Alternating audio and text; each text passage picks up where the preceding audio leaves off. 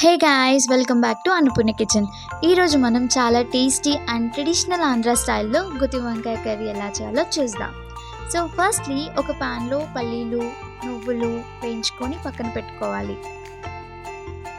So అదే ప్యాన్లో కొంచెం ఆయిల్ వేసి గ్రీన్ చిల్లీ, ఎండు కొబ్బరి అయినా పచ్చి కొబ్బరి అయినా ఏదైనా పర్వాలేదు. నేను ఇక్కడ పచ్చి కొబ్బరి తీసుకున్నాను. మంచిగా వేయించిన తర్వాత అందులోనే పుదీనా, వెల్లుల్లి వేసి మంచిగా కలుపుకోండి. మిక్సీ జార్లో వేసి ఫైన్ పేస్ట్ లాగా పట్టండి. అంతలోగా మనం వంకాయలలో స్టఫ్ పెడదాం. సో ముందుగా కొంచెం గరం మసాలా, సాల్ట్, కారం ఇవన్నీ కలిపి మంచిగా మిక్స్ చేసి ఒక్కొక్క బ్రింజాల్లో స్టఫ్ని పెట్టండి.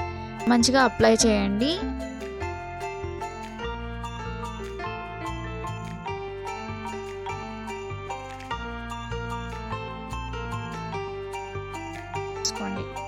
సో దాని తర్వాత ఒక ప్యాన్లో ఆయిల్ వేసుకొని ఆయిల్ వేడవగానే దాంట్లో బే లీవ్స్, ఆనియన్స్, కరివేపాకు, అల్లం వెల్లుల్లి ఇవన్నీ వేసి మంచిగా కలుపుకోండి. అందులోనే పసుపు కూడా కొంచెం వేసుకొని కలుపుకోండి. మనం స్టఫ్ చేసి పెట్టుకున్న బ్రింజాల్ కూడా వేసుకొని సాఫ్ట్గా అయ్యే వరకు ఫ్రై చేయండి.